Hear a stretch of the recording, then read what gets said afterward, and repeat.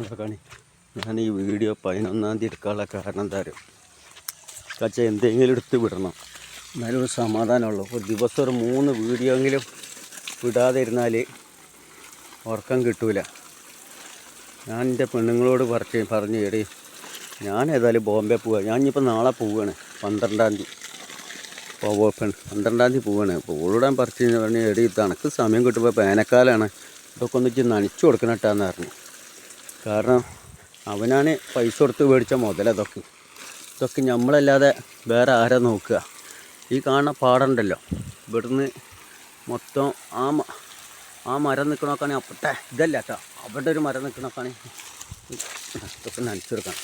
ഇത് പറഞ്ഞുതരാം കഥകൾ, കൂടുതൽ പറഞ്ഞ് നീട്ടിക്കൊണ്ടുപോകണില്ല. എന്നിട്ട് പൈപ്പ് നിൽക്കണ മരം അവിടുന്ന് ഇങ്ങനെ വന്നിട്ട് ഇവിടുന്ന് മൊത്തം അതിർത്തി ഉണ്ടല്ലോ, ആ വീട് നോഷാൻ്റെ വീടാണ്.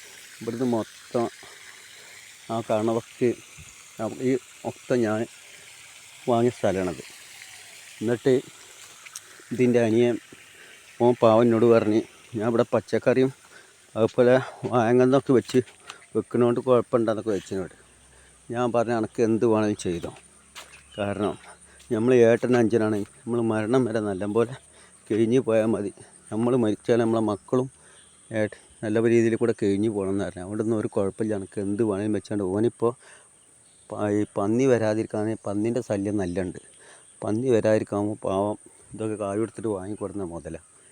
അങ്ങനെ ഞാൻ പോട്ടെ, ഞാൻ എൻ്റെ പെണ്ണുങ്ങളോട് പറഞ്ഞു എടി ഇത് എനിക്ക് വയ്ക്കണമാതിരി ഇതൊക്കെ നനക്ക്. അങ്ങനെയൊക്കെ ഞാൻ ഓളോട് പറഞ്ഞു. ഇതൊക്കെ നനക്കാണ്ട് ഇവിടുന്ന് അതുവരെ കാണുന്ന ഒരു കയറ് ഒരു പിരാക്കട്ടായിരിക്കാൻ വേണ്ടിയിട്ട് ഇതിൻ്റെ അനിയൻ ചെയ്തതാണ്.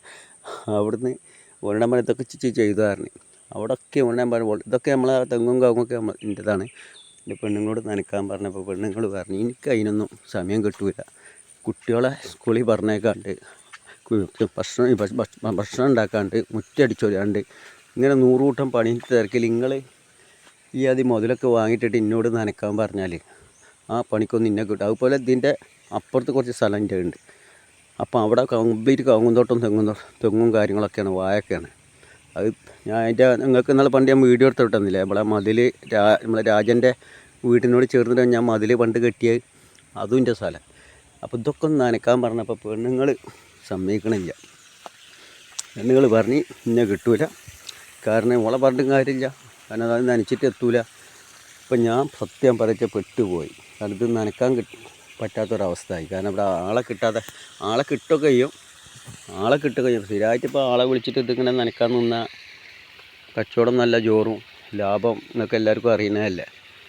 അപ്പോൾ സത്യം പറയിച്ച പെണ്ണുങ്ങൾ പറഞ്ഞ് നിങ്ങൾ ഈ സ്ഥലം ഇങ്ങനെ വാങ്ങിയാൽ ഞാൻ നനക്കും ചെയ്യില്ല, ഒന്നും തിരിഞ്ഞു നോക്കില്ല, ഇന്നെ കുറ്റം പറഞ്ഞൊരു കാര്യമില്ല, എനിക്ക് എല്ലാം കൂടി എത്തിപ്പോകില്ലാന്ന്.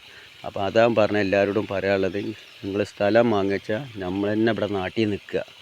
നമ്മൾ നാട്ടിൽ നിന്നിട്ട് അവനാനെ കൊണ്ട് പറ്റുന്നുണ്ടെങ്കിൽ നനച്ചു കൊടുക്കുക തെങ്ങിനും കവുങ്ങിനൊക്കെ. അല്ലാതെ ഭാര്യ കണക്കാക്കിയിട്ട് എന്തെങ്കിലും ചെയ്യാൻ നിന്നാൽ നമ്മളെ തെങ്ങും കവുങ്ങൊക്കെ ഉണങ്ങിയാണ്ട് പോകും. നമ്മൾ കണ്ണത്ത രാജ്യത്ത് പോയിട്ട് എവിടെയെങ്കിലും പോയിട്ട് നയിച്ചിട്ട് ഒരു 10 ഉറുപ്പിക ഉണ്ടാക്കുന്നതാണ്. പക്ഷേ അത് ഉണ്ടാക്കിയിട്ട് വരുമ്പോഴത്തേന് ഇതാണ് അവിടുത്തെ അവസ്ഥ. വേനൽക്കാലം ആകുമ്പോൾ നനക്കാനും പിടിക്കാനും ആളില്ലെങ്കിൽ ഇതൊക്കെ ഇങ്ങനെ ആയി മാറും. വണ്ടിയിൽ ഇനിയിപ്പോൾ നാട്ടിൽ ഇവിടെ വന്ന് കൂടണം. 2-3 കൊല്ലം 2 പെൺകുട്ടികളൊക്കെ കെട്ടിച്ച് കടബാധ്യതകളൊക്കെ തീർത്ത് എന്നിട്ട് ഇവിടെ വന്നിട്ട് കവുങ്ങും തൈയും തെങ്ങും തൈയൊക്കെ വെച്ച് നല്ല സൂപ്പറായിട്ട് കൃഷി ചെയ്താൽ കംപ്ലീറ്റ് കൃഷി. ഇതൊക്കെ എനിക്ക് കൃഷി ഉണ്ടാക്കുന്ന സ്ഥലം. ഇതിൻ്റെ പെങ്ങളടുത്ത് മേടിച്ചതാണ്. എൻ്റെ സുലൈഖ ഉണ്ട് പാവം, ഓള് മൂടാലങ്ങയാണ് പെരയേറ്റിക്കണത്. അപ്പോൾ ഓള് പറഞ്ഞു മാനു ഇത് എടുക്കടാന്ന് പറഞ്ഞു. ഇപ്പോൾ നല്ല കൊല്ലൊരുപാടായി. അപ്പോൾ അത് അവളെ സ്ഥലമാണ്. ഇത് 25 സെൻറ്റ് സ്ഥലം ഇവിടുന്ന് ഇതുവരെ ഉണ്ട്. പിന്നെ അതിൻ്റെ അപ്പുറത്ത് വേറെയാണ്, അതിൻ്റെ അപ്പുറത്ത് വേറെ, അത് വേറെ മേടിച്ചതാണ്. അങ്ങനെ ഞാൻ മേടിച്ചു കിട്ടി. ഇതൊക്കെ എന്തിനാ ചെയ്തെന്ന് അറിയോ, ബോംബ് ഒഴിവാക്കി വരുന്ന സമയത്ത് ഇവിടെ വന്നിട്ട് എന്തെങ്കിലും ചെയ്യാൻ വേണ്ടിയിട്ട്.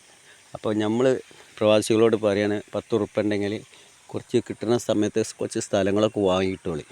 എന്നിട്ട് ബോംബെയും ഗൾഫൊക്കെ ഒഴിവാക്കി വരുന്ന സമയത്തുണ്ടല്ലോ, ഇവിടെ വന്നിട്ട് എന്തെങ്കിലുമൊക്കെ ചെയ്താൽ കുട്ടികൾക്ക് അരിക്കായി കിട്ടും, നമ്മളെ ജീവിതം കഴിഞ്ഞ് പോകാൻ. അല്ലാതെ ഇനി കുറേ പൈസ ഉണ്ടാക്കിയിട്ട് അവിടെ ഇവിടെ ഓരോന്ന് കാട്ടിക്കൂട്ടിയിട്ട് പലരും പറ്റിച്ച് പോവുകയാണ്. 11 ലക്ഷമായിട്ട് അങ്ങനെയും പോയി, 2 ലക്ഷമായിട്ട് അങ്ങനെയും പോയി. അങ്ങനെ ഒരുപാട് പൈസ ഇവിടെ വന്നിട്ട് കുറേ ബിസിനസ് ചെയ്ത് 2-3 കട ഇട്ട് എല്ലാം പൊളിഞ്ഞ്. ഇനി ചെയ്യാനുള്ളത് ഇങ്ങനെയൊക്കെ കുറേ സ്ഥലം വാങ്ങുക, എന്നിട്ട് അതിക്കിങ്ങനെ ഓരോന്ന് കയ്യിനും കാലിനും ആവുന്നുണ്ടെങ്കിൽ ചെയ്യുക. ഇതാണ് എൻ്റെ ബുദ്ധി. എന്താ ചെയ്യുക, എല്ലാവരും പറയാം ആ നായ്ക്ക് ഭ്രാന്താണ്. പിന്നെ അതാ വെറുതെ ഇരിക്കുമ്പോൾ വെറ്റിലക്കൊടി ഉണ്ടാക്കുക. എന്നിട്ട് ഇടയ്ക്കിടയ്ക്കൊക്കെ വലിയ ടെൻഷൻ വരുമ്പോൾ, മാനസികമായ വിഷമം വരുമ്പോൾ വെറ്റില അടക്കി തിന്നുക. വേറെ ഒന്നും വേണ്ട, വെറ്റില അടക്കി തിന്നാൽ മതി ടെൻഷൻ മാറി കിട്ടാൻ. എന്തെങ്കിലും വലിയ ടെൻഷനൊക്കെ വരുമ്പോൾ വെറ്റില അടക്കി, പഴയ കാലത്തുള്ളതാണ്. അപ്പോൾ എല്ലാവരോടും ഞാൻ പറയുന്നുണ്ട്, ഓക്കെ, ഇനി കൂടുതൽ പറഞ്ഞില്ല, എല്ലാവരും ഇതുപോലെ സ്ഥലങ്ങളൊക്കെ കുറച്ച് വാങ്ങിയിട്ടോളി, എന്നിട്ട് എല്ലാം ഉണ്ടാക്കുക, മക്കൾക്ക് ഉപകരിക്കട്ടെ. ഓക്കെ, അപ്പോൾ എല്ലാവരോടും അസ്സലാമു അലൈക്കും.